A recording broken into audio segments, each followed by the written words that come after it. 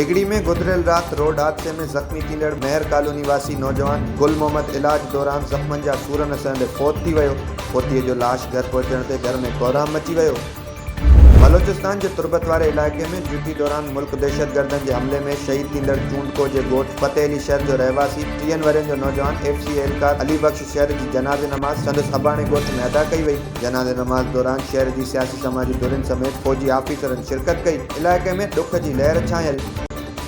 खदर ज़िले नवाबशाह में director primary education शहीद बेनज़ीराबाद सेक्रेटरी तालीम पारां ट्रांसफर पोस्टिंग वारे हुकुम के हवा में उड़ाए छॾियो। चईन उस्तादनि के नीट बेस जो जवाज़ ॼाणाए गैरकानूनी तौर से बदली करण जो इंकशाफ थियो है। गवर्नमेंट गर्ल्स प्राइमरी स्कूल करम जमाली में स्कूल टीचर उमे कुलसूम के अलादा जमाली प्राइमरी स्कूल में मुक़रर किया वियो है। जॾहिं त साॻी स्कूल में खुर्शीद बानो के बदली करे गवर्नमेंट गर्ल्स स्कूल जाम डायरी में मुक़रर किया वियो। ज़रियनि मूजिब डायरेक्टर प्राइमरी एजुकेशन गरी रिश्वत एवज़ चईन मास्तराणियुनि जा ट्रांसफर पोस्टिंग आर्डर जारी किया आहिनि। मोरिया भरसां कमरदीन वारे इलाके में फुर दौरान मज़म्मत करण ते 45 वरियनि की औरत क़त्ल थी वई। जॾहिं त 7 वरियनि जो संदसि पुट सख़्त ज़ख़्मी थी पियो।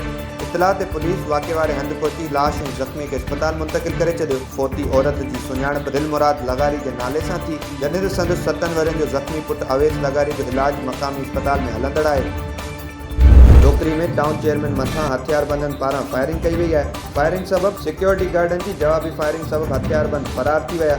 इतला मिलण बावजूद पुलिस केतरनि कलाकनि बाद वाक़े वारे हंधि पहुती। जॾहिं त टाउन चेयरमैन के महफूज़ हालत में घर मुंतक़िल किया वियो।